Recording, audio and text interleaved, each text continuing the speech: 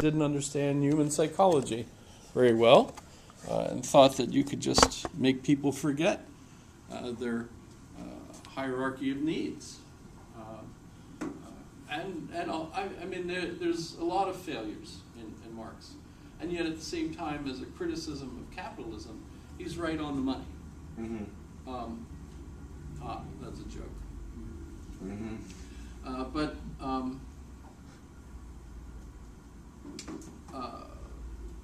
So Zizek doesn't try to offer solutions. Instead, he offers criticisms. Right, and that's kind of what's interesting. And he also says that's the job of the philosophers, not to give you the answers, but to instead ask the right questions, to try to turn our interest towards those problems that we have in the way we treat other people, in the way we treat, the society, the economy, the ecology, you name it. Philosophy's job is to mess with our minds regarding everything. The Socratic, fly, a horsefly, nipping at your butt, so that you can't relax with the way things are.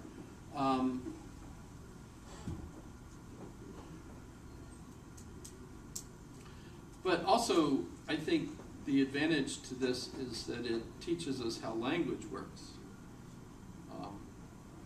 That you're fooled if you think that the way you view the world through your language is the way the world is. Right? There's always this pushback from reality.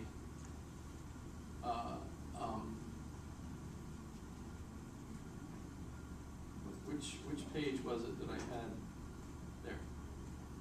So this is Peter Berger and Luckman. Peter Berger's dead now too, just relatively recently, not even a year ago.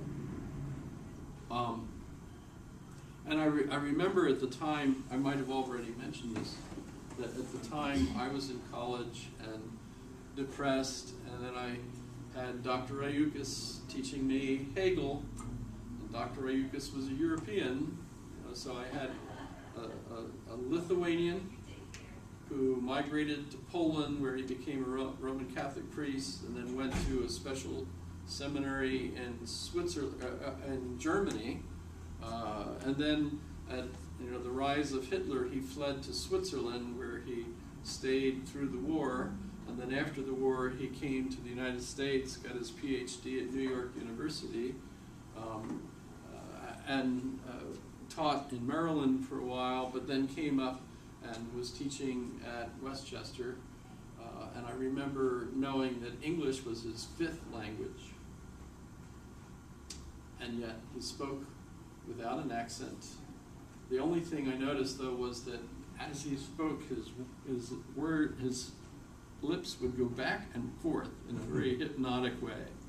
And my favorite thing to do was to come to class. He'd start off reading his notes, as a European lecturer would, right? And once everyone else in the room was asleep, I would raise my hands.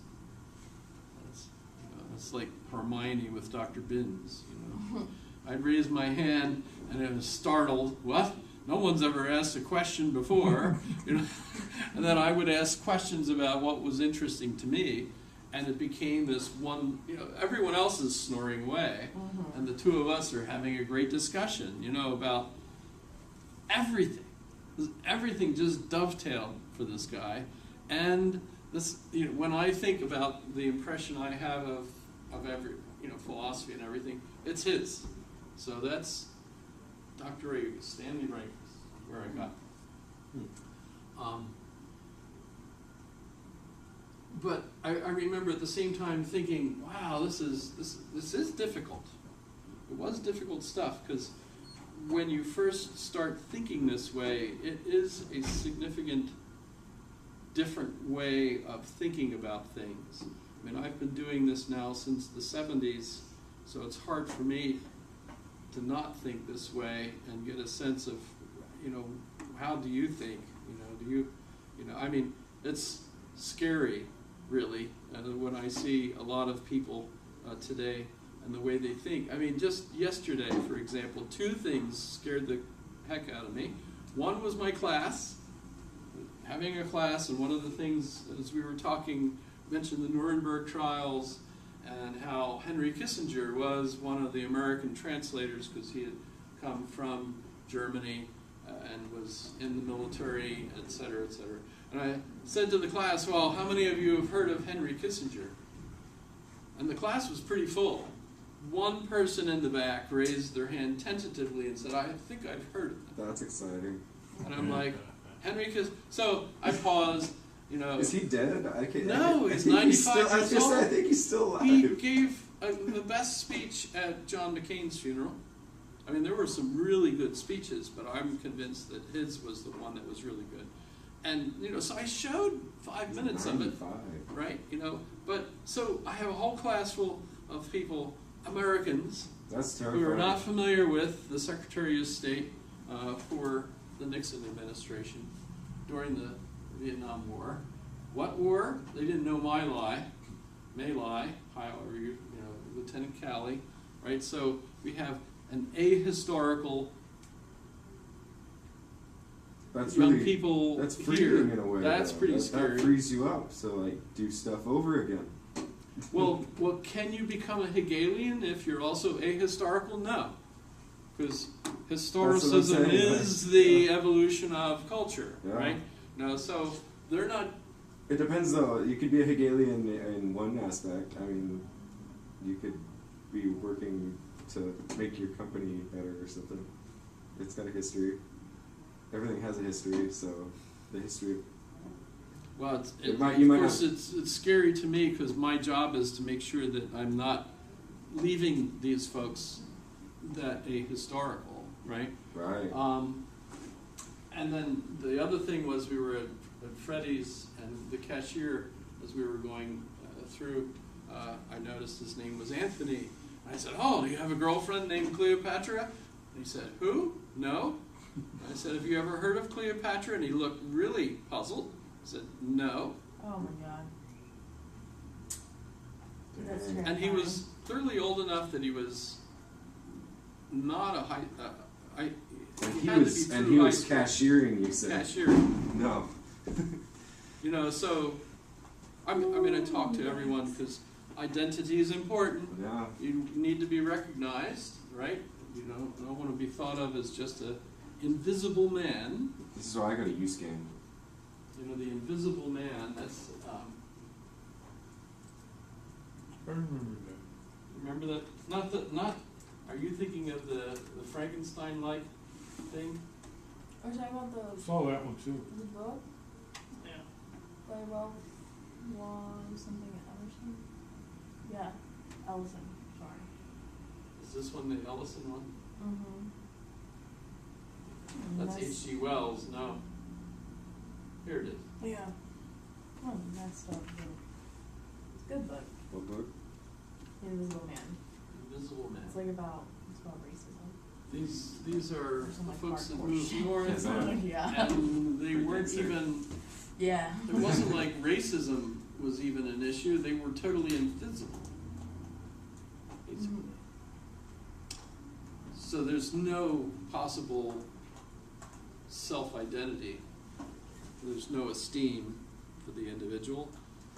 I do this too, right here in town. When I walk by someone that's clearly about ready to ask me for money, I don't make eye contact. Yep. Yeah, man. Right? Which is the worst insult. And I realize I'm doing it. But on the other hand, that, to me, is the better option than the probable disdain in my face when I look at him and I say, no, thank you, or whatever occurs to me. Fortunately, my wife doesn't allow me to have cash, so I'm in pretty good shape when it comes to walking by someone that's going to ask me for cash, because unless I give them a credit card, which would be, what? No, you don't do that. It's the end of your, financial security, right? But you get the idea. Invisible man, you know what? So, I've got too many windows here. So, social construction of reality has been considered responsible for a lot of what happens. And by the way, Fukuyama mentions it. Feminism, for example, latches on to the socially constructed reality to point out that, well, so our social roles have been socially constructed and they're unjust. And so therefore, since they're socially constructed, we can change them by just deciding to change them. There's lots of stuff like that. With there being no basis in biology for why these roles have developed. Well, that's where biology has pushed back, because latest I understand, except for Arnold Schwarzenegger, who's the only male I know of that had a baby. It's not a tumor. And the other one was a man who had been a woman who had been impregnated before he became a man. Is that right? Boy, he looked ugly. I don't know if you saw pictures of him. But basically, males cannot have children. You are correct. So, That is so true. socially constructed reality be damned. Women have children. Men do participate. They spend about 2 minutes helping. Oh.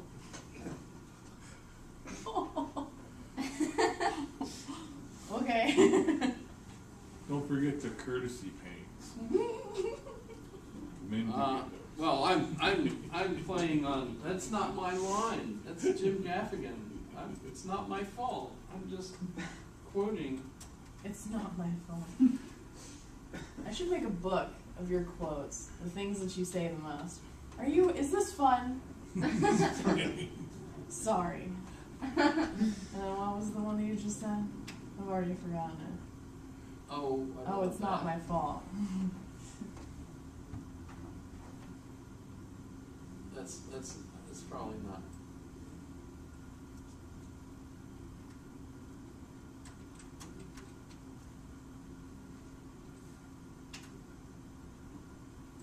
Or sympathy paints, that's what. I don't have a lot of time to tell you. If you switch to Liberty Mutual, you could save She $782. won't let me get rid of it. Yeah. My wife did it. She had 4 babies in her apartment. She's an amazing woman. That's pretty Really, all women are amazing, and I mean that in a very pandering way. But women are, really. A woman can grow a baby inside their body. And then somehow a woman can deliver the baby through their body. And then by some miracle, a woman can feed a baby with their body. And when you think of the male contribution to life, it's kind of embarrassing, really. You guys always like, I helped too, for like 5 seconds, doing the one thing I think about 24 hours a day. Well, enjoy your morning sickness. I'm gonna eat me some chili. Smell those onions. You want some? I guess not. That's so mean. So he says 5 seconds, and I remember That's even it's worse. 1 to 2 minutes, but Oh. and the rest of that is pretty good too. Doing what he dreams about 24 hours a day. So good quiz question. Oh yeah. How does reality push back? I mean, it's clearly socially constructed. Hegel's right. This is Geist. Spirit, Yeah. culture, language, And the world is as we see it through our language, through our culture. And yet at the same time, it's clearly not just that. While we can obviously demonstrably change things, come up with new ideas, and there they are. Modern highways. Thank you, President Eisenhower. Right? Whoa. Pardon? I said I hate highways because everywhere else in the world uses trains, and we're like one of the only nations that actually has like Those are highways you- and super highways. Those are Highways are human awesome. inventions too. Right? I mean, jets. Traveling from here to wherever in the middle of the Pacific Ocean, 250 feet below the surface. Just takes one Asian jet. So right? how's reality strike back? How does reality strike back? Well, because the pilots committed suicide or fell asleep or lost consciousness because of lack of oxygen. Do they know why So that what do one you mean, jet how's reality crashed? strike back against social construction? How does reality it imposes limits? So how does reality, is that a good quiz question? How does reality impose limits on our socially constructed reality? I mean, it's fighting words. It's when you tell feminists that you do have roles based on your gender. That infuriates them. What if I were to say, part of the problem we have right now is that women are growing up wanting to lead male lives. I don't know about that. They want to have a career that used to be a male. The woman's place was barefoot, in the kitchen, and pregnant. Yeah. Fuck that. Right. Yeah. Sorry. And when I look at Justice Kavanaugh, and the picture of him taking his oath, standing there holding the Bible is an alpha female with her 2 alpha daughters, proudly supporting their father, right? So there's a woman that actually embraced the traditional role of the woman. So it's pretty anti-Hegelian. Well, I'm gonna have to fall back on what Frank said. There's never gonna be a great man without a great woman.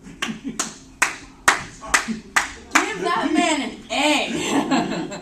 I'm giving you all A's. I mean, yes, but give him an A plus. Super A. Yeah, I don't know, If there's a 110%. plus on I'll give it to them. Okay. Good man. I'm old school. Yeah. Remember, I'm just trying to be neutral here. No, I'm not I know, taking sides. I know. I'm It's trying to okay. It's all good. present the conflict, right? Here, you deal with this. The socially constructed reality concept. This book came out in '66, right? So this was something that the feminists latched onto and said, so since it's socially constructed, which means they've misunderstood an important part of the book, right? Because the book doesn't say, hey, we can totally transform reality. No, that's not what it says. Yes, we can transform an incredible amount of reality, and including our concept of our roles, you can do that. But the thing is, there is a pushback from our biology, from our actual environment, of course. What's happening when we go virtual? If you're playing, have you seen the movie Ready Player One? No. Ready Player One. By the way, the book is better, but That's it's always worse. how it is. Wait. I mean, better, that's a but it's European worse? way of saying it because, well, in one context it's better because it's got a lot more depth to it, right? On the other hand, it's worse because if you tried to make a movie out of him winning a Pac-Man game for hours, no one's going to watch that movie. Pac-Man You know, that would be one of the most boring movies, you know, ever invented, right? You know, I used to play Pac-Man for right. I used to be That's able an to important watch. part of, that's how he wins the first key. It was like the bar game du jour, right? So, you know, there, you know, so, oh, I'm sorry, did that ruin the, that's a spoiler, right? Well, I lived in towns where But in the movie, he like Outrage. drives a crazy car through Drives a crazy car. backwards. Backwards, alright. Yes, Yeah. that was the secret, he had to drive it backwards. Everybody else was everyone racing went that forwards. way, and he just backed He that went way. backwards. Alright. And that was Good to know. good to know. Auf Wiedersehen, tschüss, do svidaniya, papa, sayonara, ciao.